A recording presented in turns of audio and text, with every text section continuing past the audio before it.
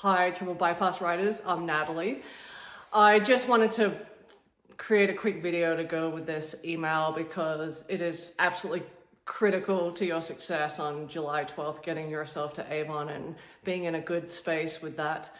You can do everything that I ask between now and July 12th, and if you don't eat and drink enough on the day, you'll not have a good day.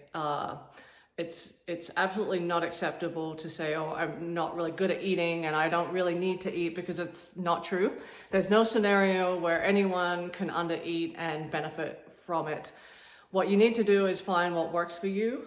What works for me doesn't necessarily work for you. If you like gels and liquid calories and it works for you, go for it. I definitely recommend exploring real food when you're on the bike for 8 to 12 hours.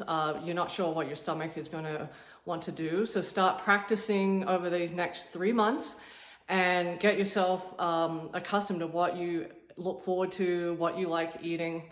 There's a kind of a simple calculation you can use in the email here that can start to estimate how many calories that you need. You can go down a massive rabbit hole when it comes to nutrition and what you should be eating. And I don't want you guys to kind of be held up by thinking this needs to be complicated. You can't really overeat. What happens is often if you're mixing different sugars and different people's stomachs handle things differently, sometimes you'll have gastro issues if your stomach doesn't enjoy that type of sugar or what you're eating. So that's where it comes critical that you practice this starting now. Also, if you go for a 4-hour ride and you don't eat anything or you severely undereat, instead of your body benefiting from that ride, it is just recovering. It's almost like putting a governor on your riding when you don't eat and drink enough. Some people feel like they really don't need to, and again, it's just limiting your growth if you don't eat and drink enough. The aid stations at the Triple Bypass are excellent, but don't rely on them for your only source of food. You should definitely be planning to have in your pockets what you need between aid stations, and then if you need to refill and put a few things in your pocket, don't obviously take food away from others. You don't need to stuff your pockets to the gills, but really be aware of how many calories you need to be eating, and hold yourself accountable. Keep that in your mind, just like you're counting down how much climbing you have left. Every hour, just start to pay attention to how many calories you've consumed. Ideally, you're eating every 15 to 20 minutes in little bits versus once every hour.